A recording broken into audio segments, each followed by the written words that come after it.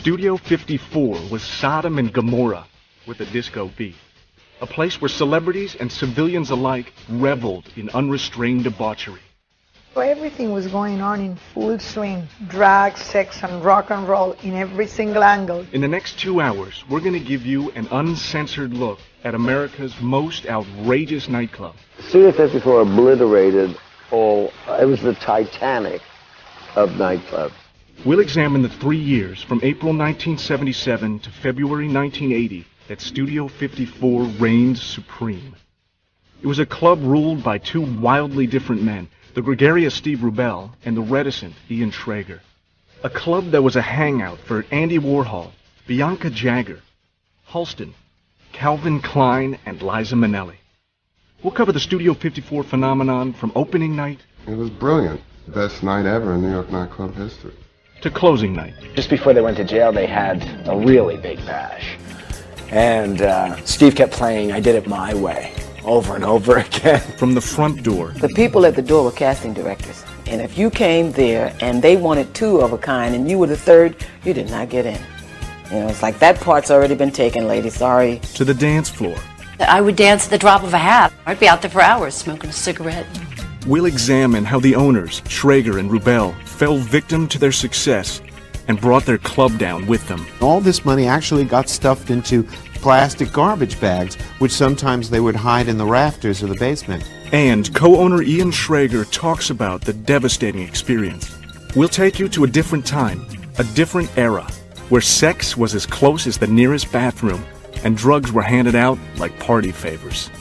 This amazing story of the rise and fall of Studio 54 will be told through archival photos, never-before-seen film footage, reenactments, and interviews with former Studio 54 employees, club regulars, and celebrities like disco diva Gloria Gaynor, actress Lorna Luft, village people David Hodo and Philippe Rose, and singers Mary Seymour and Rick James. Visualize Caligula in the height of Rome and had Caligula throwing a party. That's Studio 54. That's it. By the mid-70s, New York nightlife was awakening from a decade-long slumber. The Vietnam War was over. Watergate was no longer front-page news, and the sexual revolution was in full swing. Author of The Club, Stephen Gaines. There was lots of things going on in the city. There were swingers clubs, sex clubs, bathhouses for gays, bars, prostitution on the corners. And a new sound in the nightclubs, disco. Songwriter Bruce Roberts. It was a very, very joyous kind of music. It was happy. It was really straight ahead, four on the floor kind of music, where the kick drum was the most important thing. Disco diva Gloria Gaynor. It really kind of taught people to dance because it made the beat so prominent. The bass and the drums were so prominent in these songs that it inspired you to dance. It really inspired you to stay on beat. Disco was for everybody. It was an extension of the society. It was a time where people could forget their 9-to-5 troubles and go out and have a blast. Disco clubs sprouted up all over Manhattan and the surrounding boroughs. Richie Notar worked the club circuit. That was the time of Saturday Night Fever and you know, Brooklyn and all these places in Queens were trying to be like the movie, and you had all the Tony Maneros and such. One club was different. In 1975, Enchanted Garden was opened by two young entrepreneurs, 31-year-old Steve Rubell from Brooklyn and the 29-year-old Bronx-born Ian Schrager. Schrager was a real estate lawyer. Rubell owned a chain of restaurants. They met while attending Syracuse University. They were a study in contradiction. Party promoter Carmen D'Alessio. Steve was the outgoing person and the social one, and that Ian was the serious one and the tough guy, the bad guy. Ian Schrager was one of the handsomest guys I'd ever seen. Steve was crazy about him. It was a little bit of a problem because Ian Schrager is heterosexual and Steve wasn't. Despite their differences, the two came from similar backgrounds. Club impresario Jim Farrat. The world that Steve and Ian came out of with Calvin and Barry and Donna, Karen and all those people, it was always like, my bar mitzvah is going to be better than your bar mitzvah. I mean, really, this was like a big thing in New York's Jewish circles. So they'd always come from that thing, I'll show you, I'll show you. While the Enchanted Garden was wildly successful, people from the city ignored it. I wrote about Enchanted Gardens in my column, and it brought a lot of people to that club, but nobody from Manhattan went out to Douglaston, Queens to go to a discotheque. I didn't go there, and I didn't work there, and I wouldn't be seen there. What can I tell you? It was in Queens. Schrager and Rubel turned their ambitious eyes toward Manhattan. The first thing they needed was a space. Party promoter Carmen D'Alessio showed them a cavernous, aging theater at 254 West 54th Street. Of course, they fell in love with it, but they were wondering if it wasn't too ambitious and how was this going to become a reality. Built in 1927, the theater had a history of turning fantasy into reality. Over the years, it had showcased everything from opera to dinner theater. Then, in 1943, CBS moved in. The company used the building's entrance on 53rd Street and referred to the facility as Studio 53. Shows like The $64,000 Question and Captain Kangaroo were produced in the old theater. In the mid-70s, CBS stopped using the space for television production. Author Anthony Hayden Guest. CBS had gone out to the coast, but they still kept this place running. It was still fully equipped.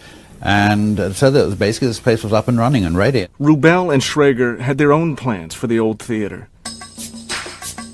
They'd turn it into a discotheque and call it Studio 54. Club owner Arthur Weinstein. Steve took me over there, I'll never forget. And he was nervous. He was nervous because it was a very large space. No one had ever attempted anything that big. And he, you know, he was confident, but he was scared. To execute a complete facelift, Schrager and Rubel hired architect Scott Bromley. I walked in and I said, I got this idea. Let's turn the stage into the dance floor. Everybody wants to be on stage, you know, that's the key to life in Manhattan or any place else. As 1976 drew to an end, renovation on the building began. Owner Ian Schrager. When you're in the nightclub business, you really have no discernible product. You have nothing different from everybody else has. The same liquor, the same music. So all you have, the only opportunity for distinction is the magic you create. He didn't want the Bagel Nosh crowd, which meant Jewish-looking people. He didn't want bridge and tunnel people. The reference bridge and tunnel people meant residents of the surrounding boroughs. Anthony Hayden Guest. Manhattanites, of course, are notoriously kind of mean about people that have the misfortune from living in parts of New York that are not Manhattan. And they call them bridge and tunnel because that is, of course, the ways that one comes into Manhattan. He didn't want Kiana from the Americana. Kiana was the name of a fabric that was very popular with South Americans for evening wear, and they always stayed at the Americana Hotel. What Rubel wanted was a club filled with fabulous people. I had my own mailing list. Andy Warhol contributed with his own mailing list for the project. Francesco Scavulo, Calvin Klein. There was a group called the Islanders, who was a very compact group of gay people that used to go to Fire Island, very lively, very energetic. They had a list of about 3,000 names. The event created quite a buzz in social circles, despite a vote of no confidence from the press. The Daily News ran a little dismissive little subhead saying, Studio 54, where are you? Which was kind of poking fun of it, meaning, oh, here's another disco, just what New York doesn't need. Opening night was April 26, 1977. Former busboy Richie Notar. 1 hour before we were opening, maybe 45 minutes, they were still putting down the black AstroTurf on the floor, so it was very hectic. Brian Thompson, the lighting designer, and I were just kind of focusing the lights and making it really sharp looking and smart. And the lights went out on the bar. So we run out to the local bodega and get all of these like religious candles. By now the back door was jammed. We can't get by this gorgeous babe and her like, you know, muscle-bound 9-foot-tall boyfriend, right? So Bromley to the rescue. I picked the babe up and I just move her over like this, right? Well, he's just about to slug me, and I catch his arm and I said, "You slug me, you don't get in, because if I don't get in, you don't get in. I'm the architect here." The scene was much the same at the front door. Former doorman Mark Beneke. We walked out the door and there was this mass of people standing outside clamoring to get in. The feeling and energy of that opening of Studio 54 was almost scary. There were so many people there. We really weren't quite used to that. I mean, some people left, they were so alarmed. So it was like the biggest moment in history for nightlife. Despite last-minute jitters and less than positive press coverage, Studio 54 opened on April 26, 1977. Owners Steve Rubell and Ian Schrager had a hit on their hands. Little did they know, they had created a monster.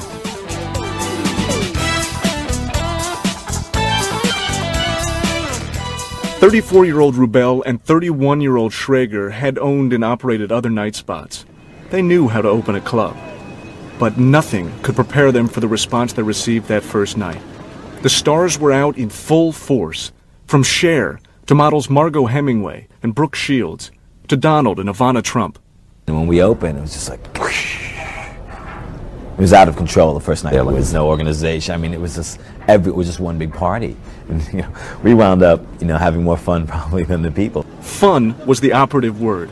From the moment you entered Studio 54, the stage was set for self-indulgence. Night scene columnist Michael Musto. Disco was already quite prevalent, but Studio was the ultimate disco.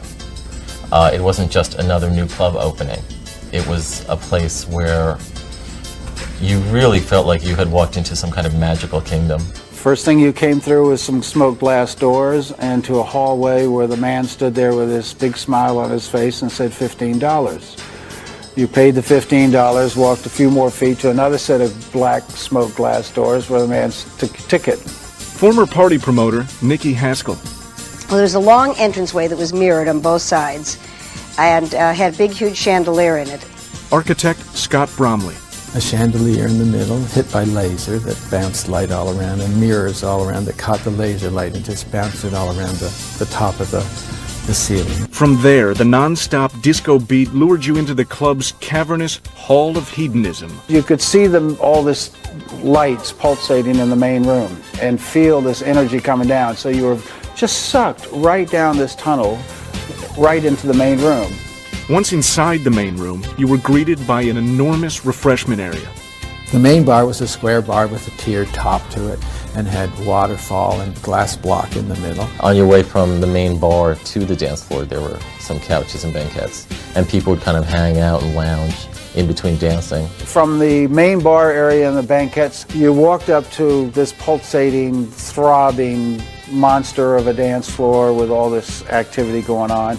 They had these fabulous lights that would come down, and they go all the way down to just about eye level, and then they twirl around like on cop cars. Club promoter Jim Farad. I remember Steve once saying, when people walk in the room, their jaws are going to drop, and that's what all this is about, is that first moment when they go, oh my God. The dance floor was the heart of Studio 54, and disco music, the heartbeat. Mary Seymour, singer with the band Musique. It was the music. Back in the day, when the music hit, people just got up there and danced. It accelerated your heart to such a beat that you just could not escape it. I mean, the music overpowered you. Everybody was coming on to everybody, dancing together, writhing. It was very sexual. Are you ready? Are you ready for this? Do you like it? Do you like it like this? Push, push, in the bush. Push, push, in the bush. And a number of them was sexy. Some of them had double entendres, and your mind goes where you let it. The atmosphere Rubell and Schrager created was a mix of elegance and high tech. Studio patron Richard DuPont. When I walked in, I remember this little voice said, "Richard, you're never going to see anything like this in your life again." Rubell's assistant Myra Shear. It was the space, it was Ian, and it was Steve. And all three were essential. It was like, a three-legged stool. Somehow, between the three, there was a magic that could not be without the three. Scott Taylor tended bar at the club. Sophisticated women, men in tuxedos, and older people with like gray hair. And there was this sophisticated vibe going on. That vibe was helped along by the opening night entertainment, an eclectic mix of fashion show, circus acts, and a performance by the Alvin Ailey Dance Company. The crowd loved it. The press reported it. And the owners ran with it. Ian Schrager. I've seen a picture of Cher on the front page of the New York Post in a straw hat and a pair of jeans and a T-shirt. But Studio 54's triumphant inaugural did not guarantee immediate ascendancy to the top of the nightclub heap. Studio doorman Mark Beneke. The next couple of nights or 3 nights, whatever, it wasn't really as busy or that busy. And then Steve Rubell got a call from fashion designer Halston. Writer Stephen Gaines. On Monday night, I'm giving a birthday party for Bianca Jagger for about 30 people, and I think I'll take them all here.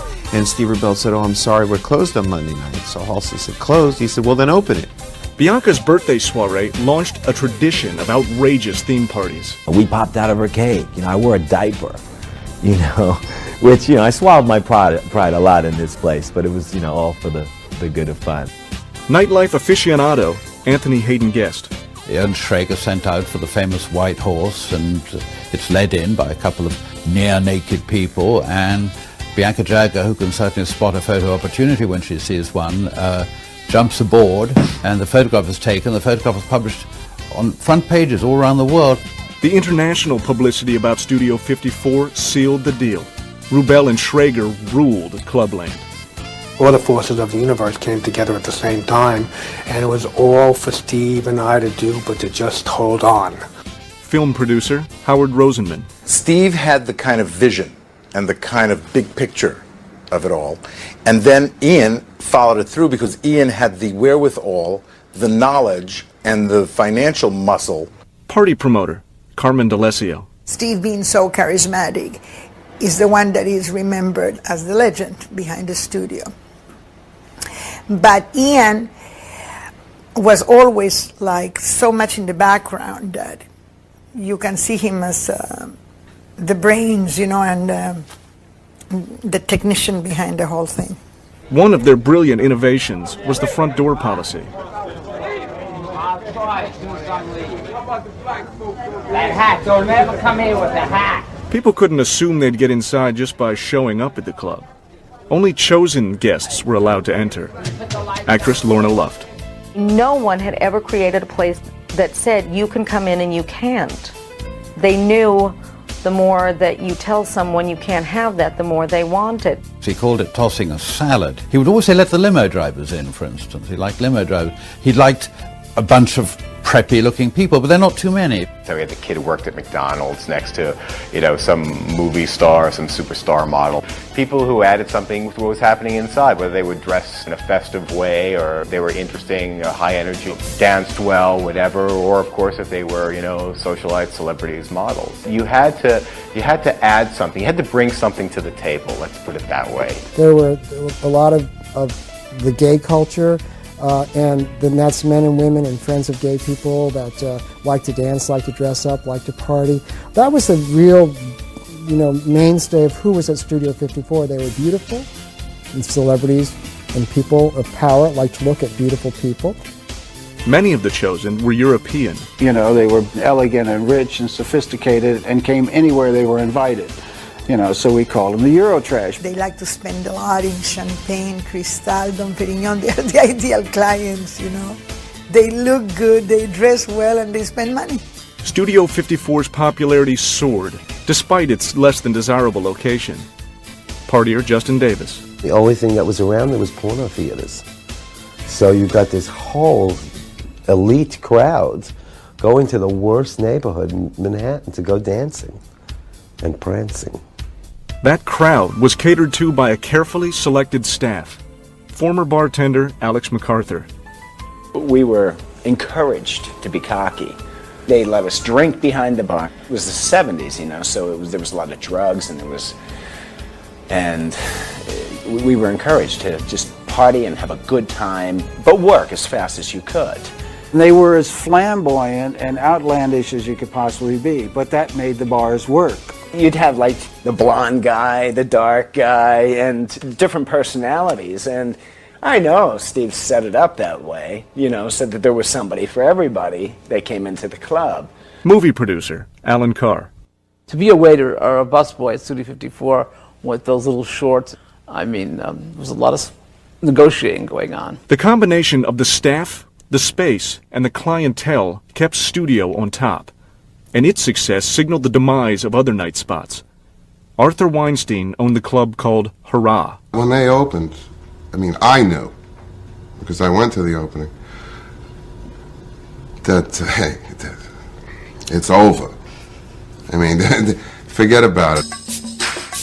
But the club that had everything going for it also had an Achilles heel. You get the place open and then you handle the laws, you handle the technicalities when they arise. The technicality in this case was a liquor license. He applied for a catering license on a night-by-night basis. So each night he was able to serve alcohol, and then the next day he had to reapply for one. That, of course, was illegal. The New York State Liquor Authority made a surprise appearance. With them were cops from the local precinct. Scott Taylor was tending bar. All these police come in, and so those customers dressed as police. And then the next thing you know, they arrested one of the bartenders, and the music went off. And that was it. They chased everybody out.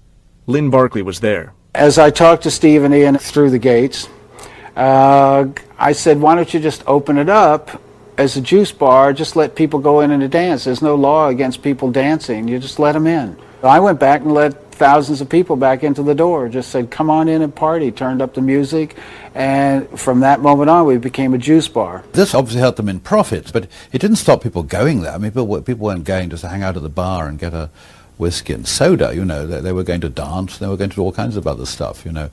I doubt if alcohol was high on the list of priorities.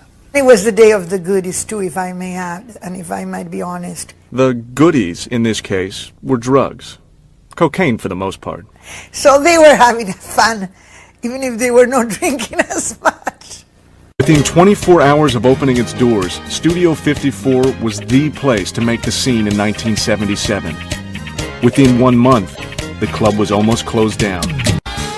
Promoter Carmen D'Alessio recalls Steve Rubell's solution.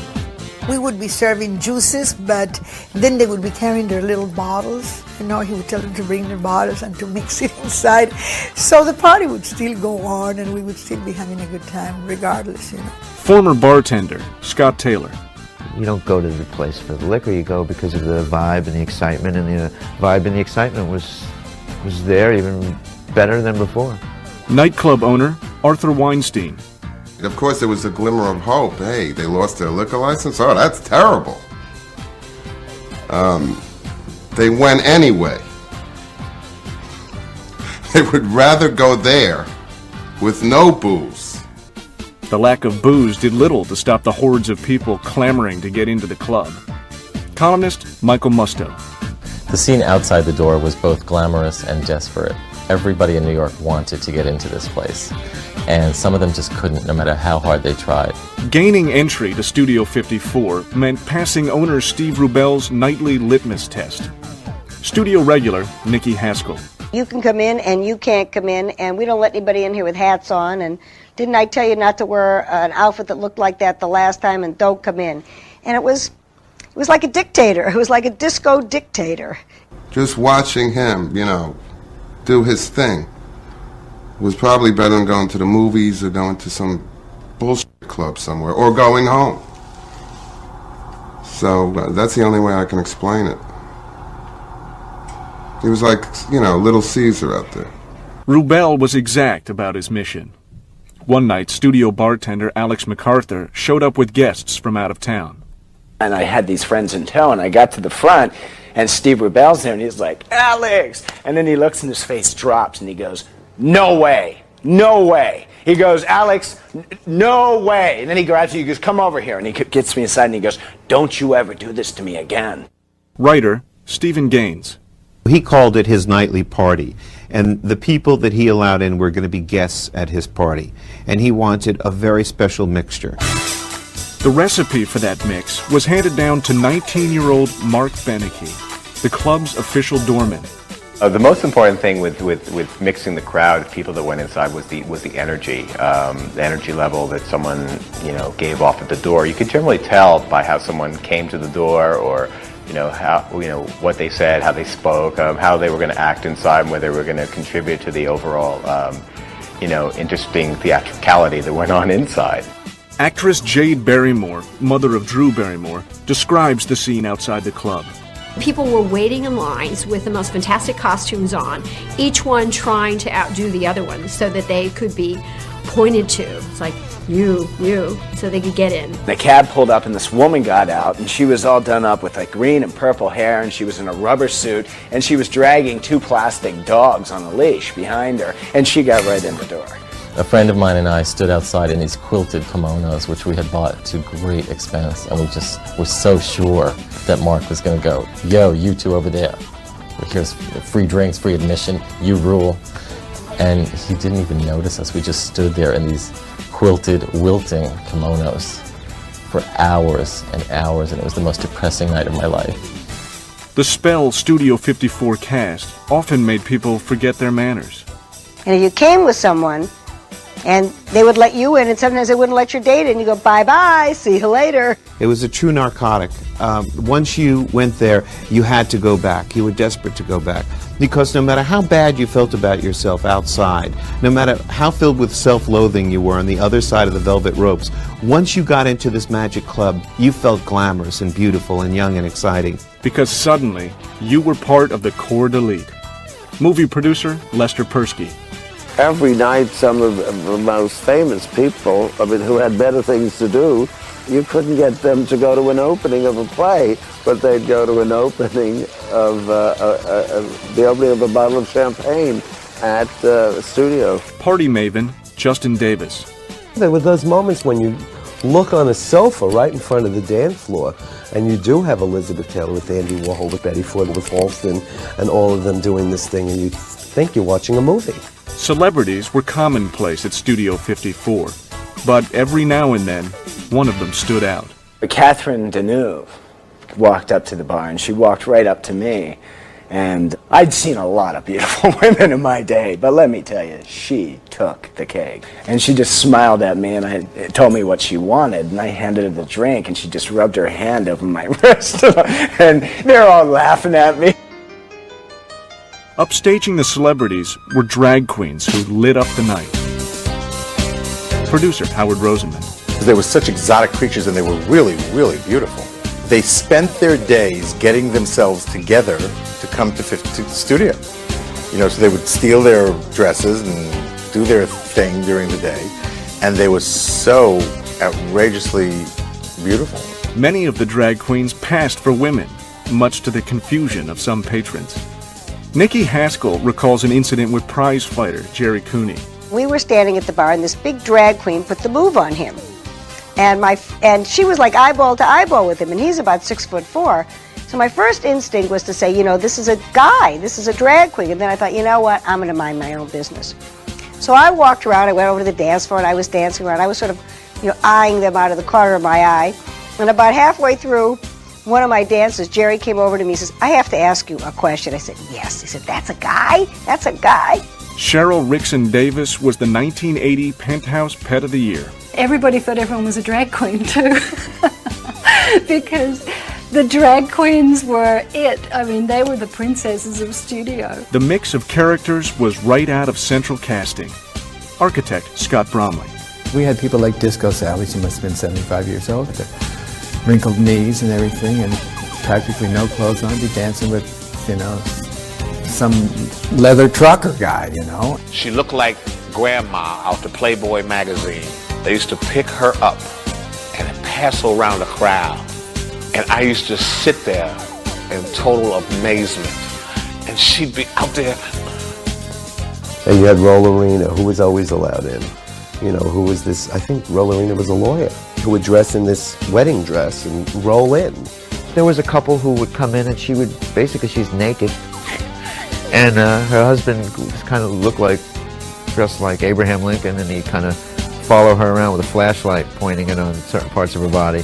The dress code was never officially clothing optional, but for some club goers it may well have been.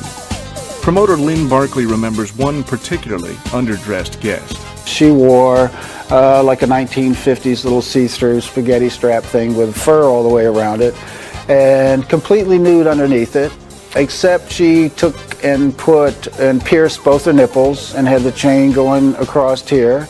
In real life, she was a substitute teacher on Long Island. Former waiter T.J. Walsh. And then there was Maid Marian, a naked bride that would come in with her husband, and she'd have absolutely nothing on sometimes. And sometimes she would have leather straps or a wedding veil, and that would be it. Philippe Rose, the Native American in the disco group The Village People. I saw a couple of girls for one Halloween, just nothing but high heel shoes on and wrapped in cellophane. Rubel and Schrager threw Halloween parties that were notorious for their bacchanalian splendor. Halloween at Studio 54 was you cannot believe it made Halloween on Santa Monica Boulevard look sort of sober, okay? And that's pretty wild. There were people that looked like they were sawn in half and running around, blood everywhere, and it was all just illusion. They had like vignettes, and you'd be walking by and like a ghost would come out at you. And then you'd walk around the other thing and there'd be somebody in a suit with a hatchet coming down at you. And there'd be snakes running around in different little, boxes and things. I mean, they really decorated it like a funhouse. And it would just get ripped down. The next night it was like it never happened. But that's what was just so amazing. And people were very dedicated and very into it. In January 1978, Steve and Ian threw a grand event for famed fashion photographer Francesco Scavullo. They had photography booths all around, and they had drag queens posing as Cosmo covers in all the booths when I came in. It was a surprise birthday party. Studio's theme parties were mini extravaganzas, staged for one night and then dismantled. They put a lot of money and a lot of inventiveness in it. They would put tens and tens and twenties of thousands of dollars into setting up these things. You can walk in, it would be like you're in the castle of Louis XIV, or you can walk in and it would be Disneyland. Those were the greatest nights ever in party history in New York, because they went all out, Steve and Ian and Carmen, to really entertain you. I remember a big party for Dolly Parton for whatever reason, and Steve went all out for that.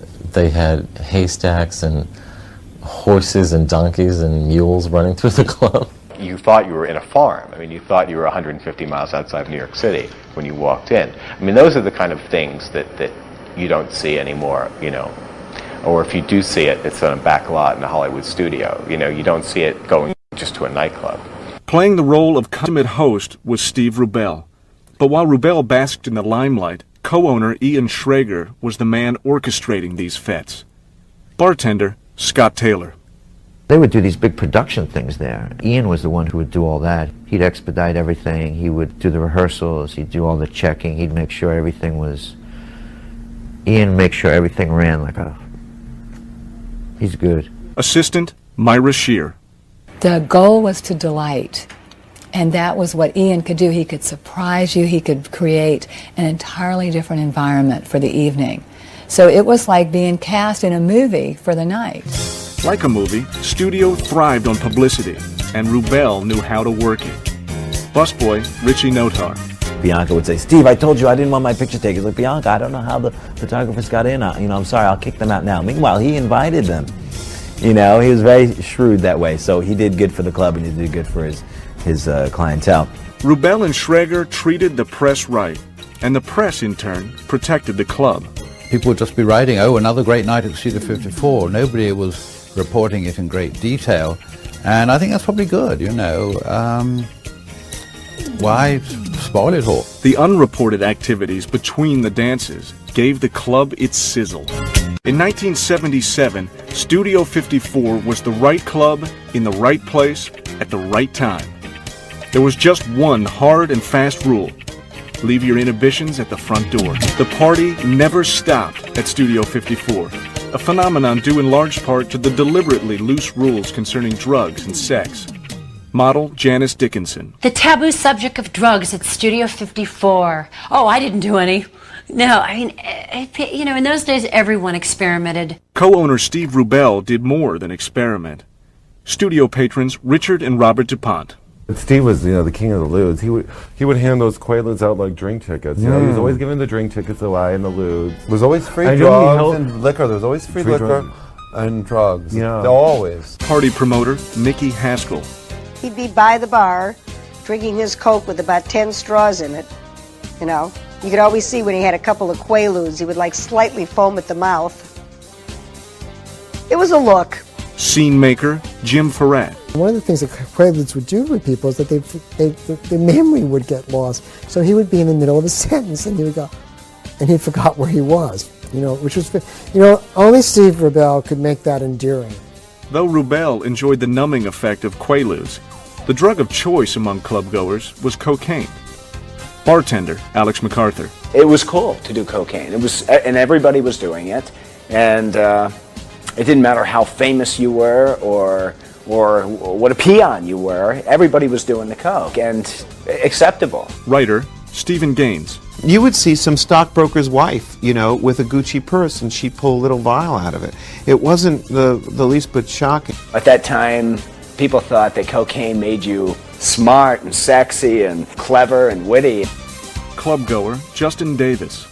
The conversation in studios, you can do all the coke you want. It's not addictive. It was in the newspaper. Cocaine was not cheap, but for the wealthy patrons of Studio 54, money was not an issue. Artist Richard Bernstein. Sometimes you brought your own, sometimes you found them there. And sometimes you would find this very wealthy Persian prince, and he'd be happy to be in New York City and at the most exclusive club in the world, and he'd order bottles of champagne and then pass things around. Club patron Cheryl Rickson Davis. One night I saw somebody with a rolled up $100 bill snort a line and throw away the 100. And then somebody else grabs it, and you think somebody's got the 100, and they use it again as a straw and throw it away again. As prevalent as cocaine was, many celebrities pretended they didn't have any drugs. Singer Rick James. They went to Studio 54 with no drugs and just expected, and it was unexpected, that they were going to get drugs. And usually they did. I mean, I used to be there, and everybody was running around. You got any coke? You got any coke? And I would say, mother, you worth $100 million. You ask me for some coke. Coke. You don't have any? Trust me, celebrities have their own drugs. Trust me, they all have their own drugs. But let me tell you something. Celebrities, if they felt that they can get drugs for free from Steve Rubell, they made believe they didn't have drugs. Not everyone was stingy with their stash. And when I remember Halston taking out a vial of blow, and he saw some young thing, and he gave him a vial of blow, and the young kid didn't know what to do with it, and he went like that. And he put the whole vial in his thing. And then when I got it, I saw Halston, couldn't believe what he was watching. The kid just didn't know. Susan Shapiro was a college student when she produced a documentary about the club. One night I was on the payphone, making a phone call to the lab to find out how the film was, and this guy that I never met before came up to me and started laying lines, without even talking to me, just started laying lines of coke out on the payphone. And it was just the wildest thing. I would get tipped by grams of coke. And so would all the other bartenders. We keep a bucket and we keep throwing vials in it and split them up at the end of the night, At Studio 54, the partying didn't end until the sun came up. How do you think you stayed up, Well, powder your nose. Powder your nose. David Hodo, hard hat with the Village People. You felt like a vampire when you would leave in the morning, like you'd been partying all night long in that light. Why sleep? You were on coke.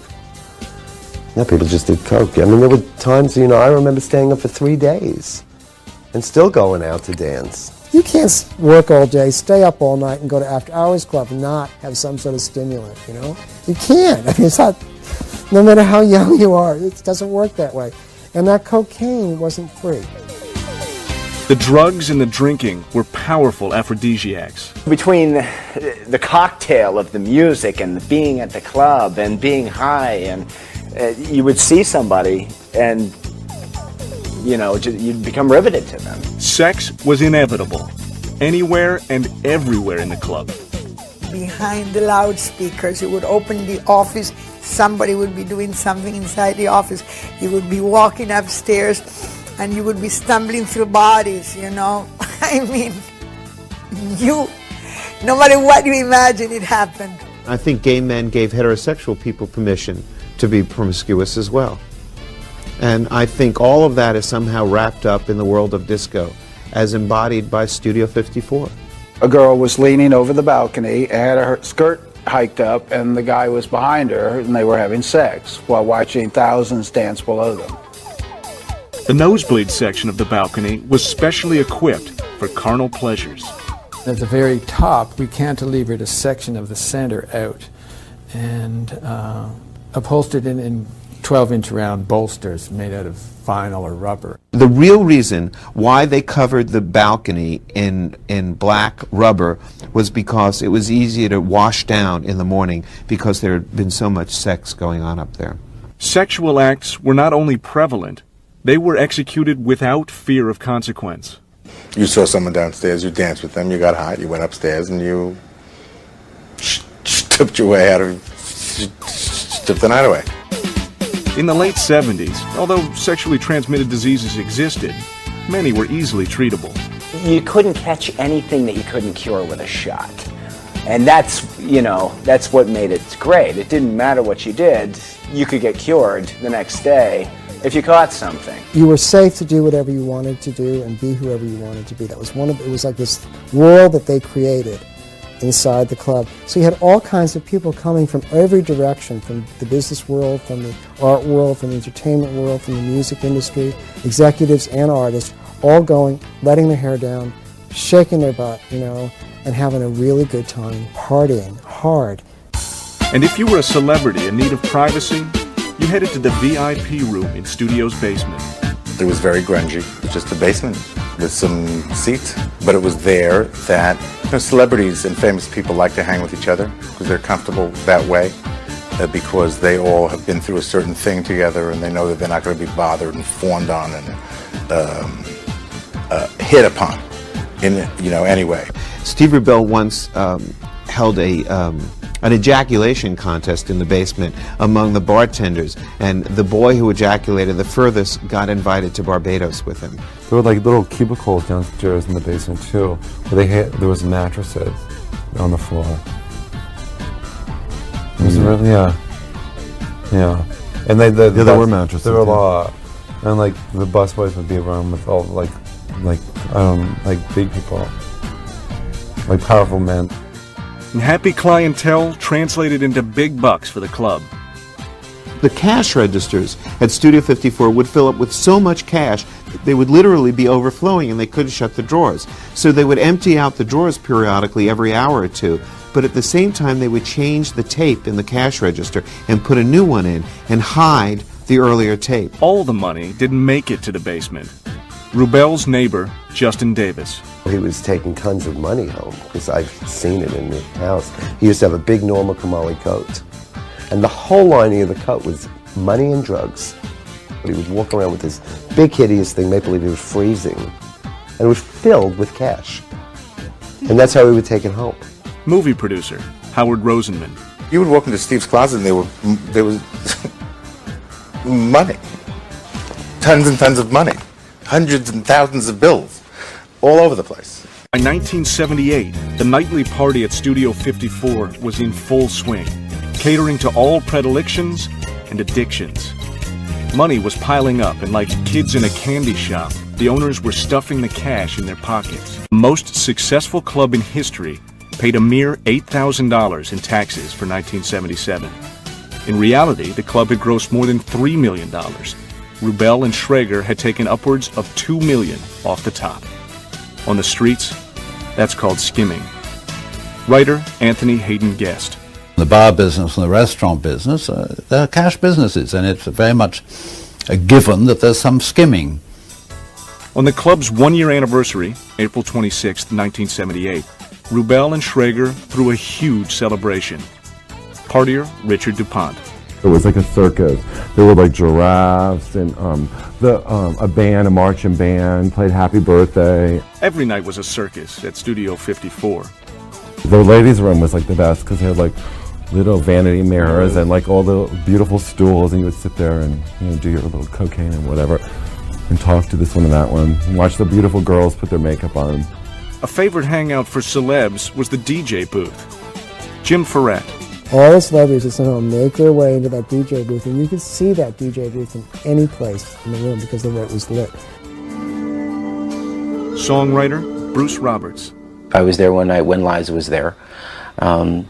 And they would get on mic and introduce records, and it was just a big party. Film producer Lester Persky remembers Steve Rubell gave certain patrons free rein. So after a while, he would let Truman Capote, who was a favored guest of his and a friend of mine, would take over and be the disc jockey. Now, can you imagine Truman Capote peering over those records? He would tell the disc jockey what to play. Truman loved it. He gave him writing, I think, to become a disc jockey at Studio 54.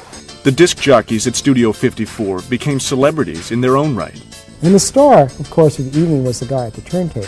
I mean, those DJs really did rule that room. DJs were very, very important at that time. They would give the songs visibility. They would try them out. They would be the first people to try out records. Singer Mary Seymour. They were the force. They were the ones who chose the music and played it in clubs, okay? And to this day, they're a major force in the industry, and they always will be. They're the ears of the people. Singer Gloria Gaynor counted on that force.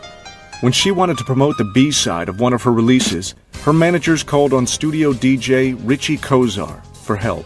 They said, let's go down to Studio 54 and get Richie Kozar to play this record because this is a hit record. This is going to be a hit record.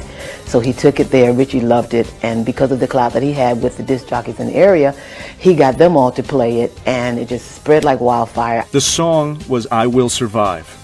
It became a huge hit, and the success of the record was attributed to the DJs at Studio 54. Music wasn't the only thing coming out of studio. Radio personality Rick Dees. I was actually in Memphis, Tennessee at the time, and I would give reports on what went on the night before at Studio 54 because that was the pulse. It was the epicenter of the disco universe. In July of 1978, Studio 54 hosted the premiere party for the movie Grease. The film's producer, Alan Carr. He turned the whole club into a high school. You walked in, the entryway was nothing but lockers, high school lockers on both sides. And then you went into the main part of the club, and he had all these old convertible cars of the 50s. And the fire department came, and they're ready to open in like 15 minutes, and they didn't drain the gas out of the tanks. We had to take the gas out of the gas tanks and then, tow the cars in, pushing them. Always trying to top themselves, in September of 1978, Steve and Ian redesigned the club. Studio assistant Myra Shear. Ian saw the play Sweeney Todd, and it had a bridge in it, and that's where he got the idea to build this bridge so people would be upstairs on the dance floor and they would move across with the bridge. Nikki Haskell hosted a television show in New York and often shot segments on the contraption. And they would keep the bridge behind the scrim, and at a certain point in the evening they would open it up and it would come forward and you could get on it and you could dance on it. The scrim, or curtain, could be raised and lowered for special parties. But when they had certain parties, they dropped the screen, and behind the screen there was the private party. Writer Stephen Gaines. There were guards on either side.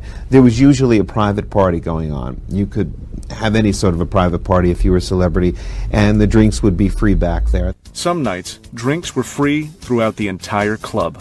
Every once in a while, Steve would get up in the booth and go, "The bar is open," and people would make a mad rush for the bar. Any night at Studio 54, I would suggest to you, would have been more fabulous than any night that you've ever been in any other place in the world if you were a night animal. At the front door, they would have like lollipops and candy for everybody, Tootsie Rolls. And that was, the end of studio, was leaving with a little piece of candy. It was sort of, it's sort of funny when you think about this nightclub. And then they treat you like a little child when you're going out the door. Generous and genuine. By night, Steve Rubell ruled his clubhouse. By day, he installed a secret room in his apartment to hide the cash he was stealing. But Steve was getting sloppy. Mutual friends who were there said he was like bragging about the cash that they had stashed in various places in the club and the 2 sets of books, and they were not discreet about keeping that secret. Rubell wasn't just bragging to friends. Steve was very high on lewds one night, and they were taping him for something, and he said on the air in some TV show, some news program, what the IRS doesn't know won't hurt them. For disco owners Steve Rubell and Ian Schrager, the years 1977 and 1978 were one long party at Studio 54.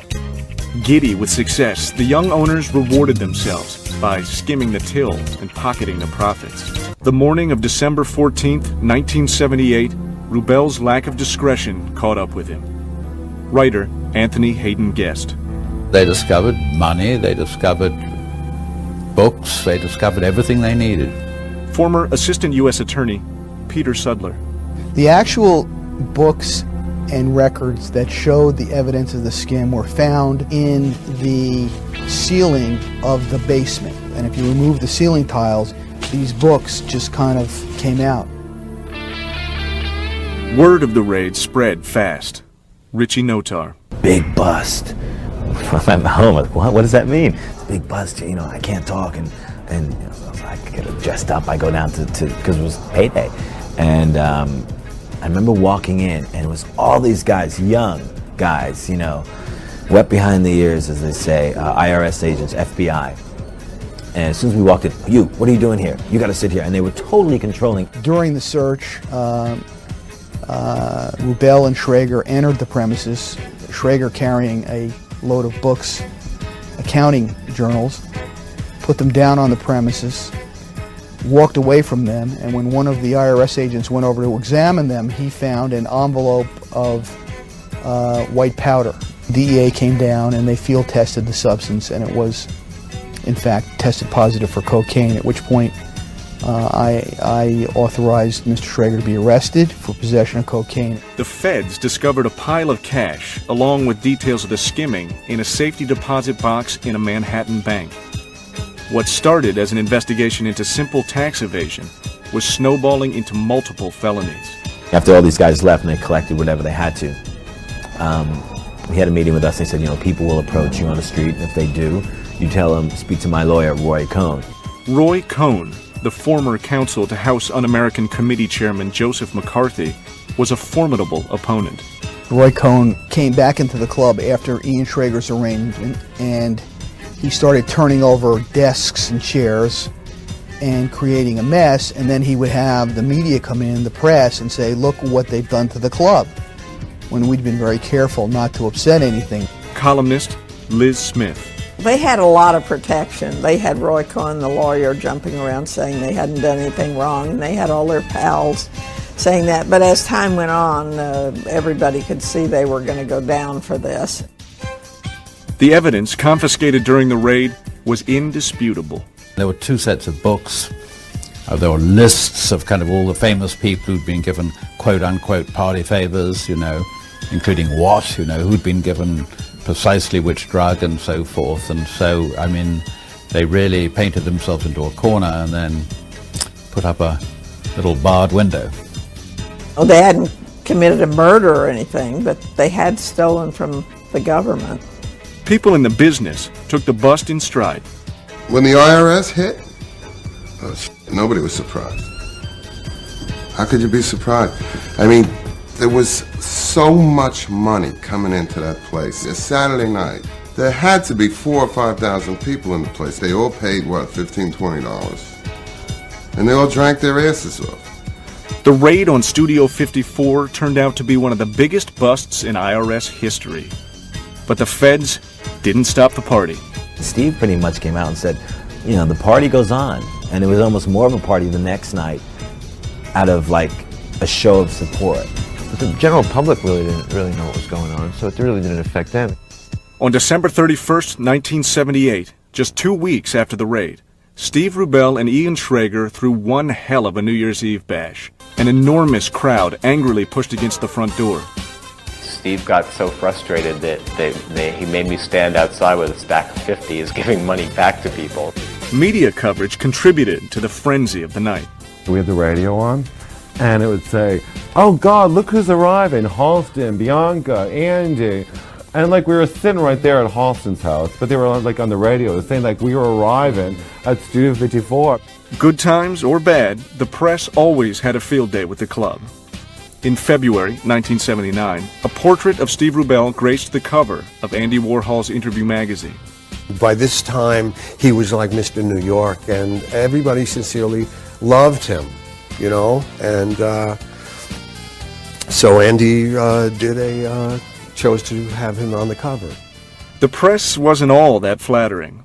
That November, New York Magazine did a cover story about Studio and printed the list the IRS had confiscated of who had been given what illegal drugs or party favors at the club.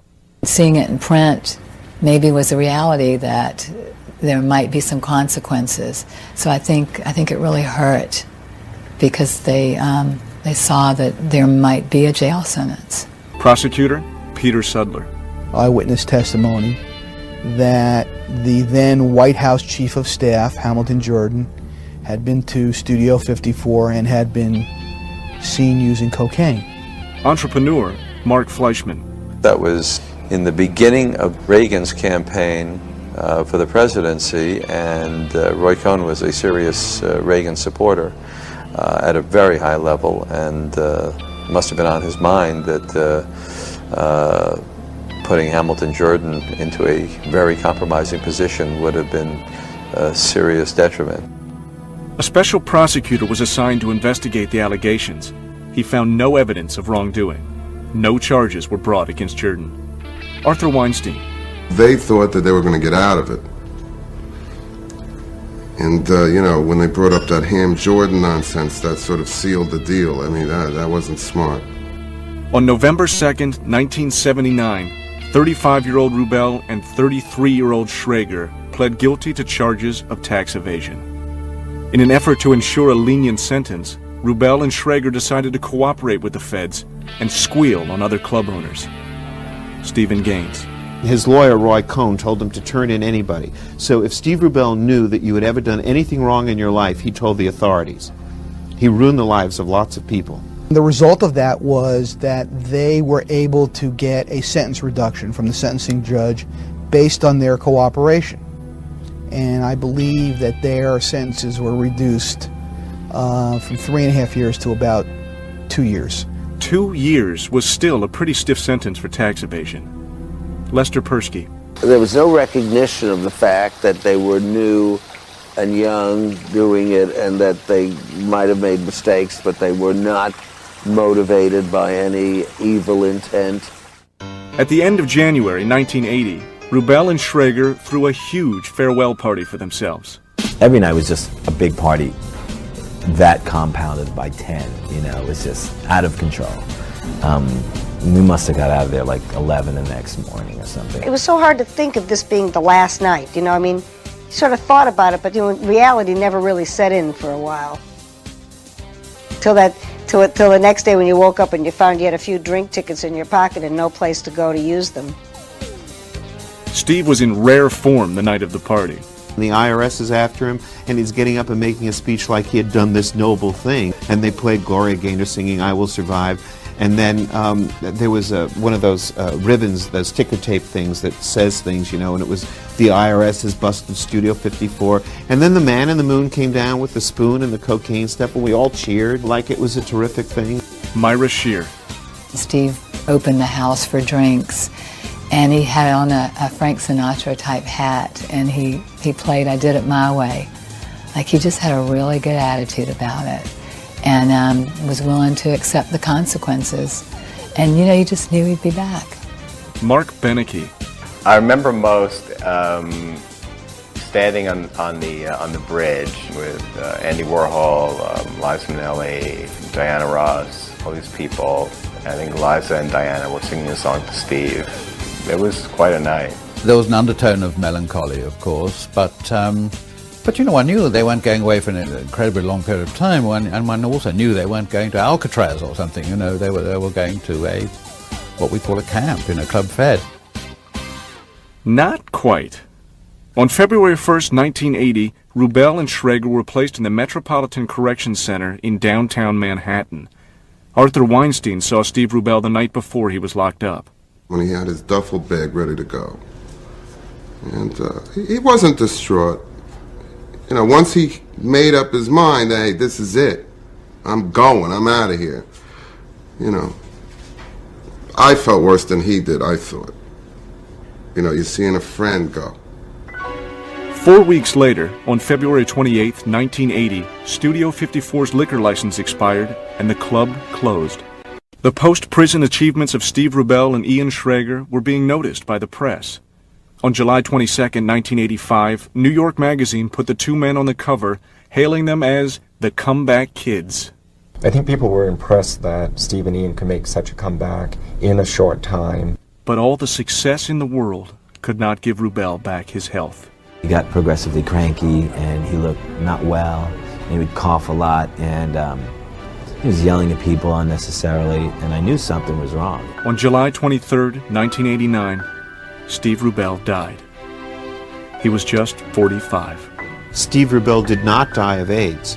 Steve Rubell had chronic hepatitis, and eventually that's what took him down. He went into septic shock, and that's how he died. A funeral service was held at Manhattan's Riverside Chapel. It was family, close friends, and that was pretty much it. You know, but the people who were at the funeral were all people who truly loved Steve. Steve Rubell and the memories he and Ian Schrager created will not soon be forgotten. People had a great time there. That's what people remember. A lot of people met and married and all that stuff. When people think of that era, they smile. I learned that let yourself go, dare to have a good time, dare to stop short of the edge, don't go over the edge. That's why I guess we're still here. Go to the edge, but don't go over it. It's like this safe house, you know, and you could just go and just be a little crazy and have fun. And you really knew you had fun because your stomach would ache the next day because you had laughed so hard, you know. And anytime that you're laughing so hard, it can't be bad, you know. I was happy to get out of there, you know, vertically instead of horizontally. So I always considered that a good night when I could walk out on my own steam and still appear that I had, you know, my faculties about me. It was a tremendous thing to live through. I survived because I wasn't promiscuous, but I know a lot of my friends were, and they're not around anymore. We knew it couldn't last forever. I mean, you know, it had doomed written on it, on every piece of glitter, because nothing that fabulous can last forever. People are being interviewed to remember things after partying at Studio 54. So, you know, I think that's a feat in itself, a remarkable one. So everyone has to dig way down into the resin to remember. It was a time that I'm glad to have lived in and lived through. It's like I've always said, it was the last good time had by all.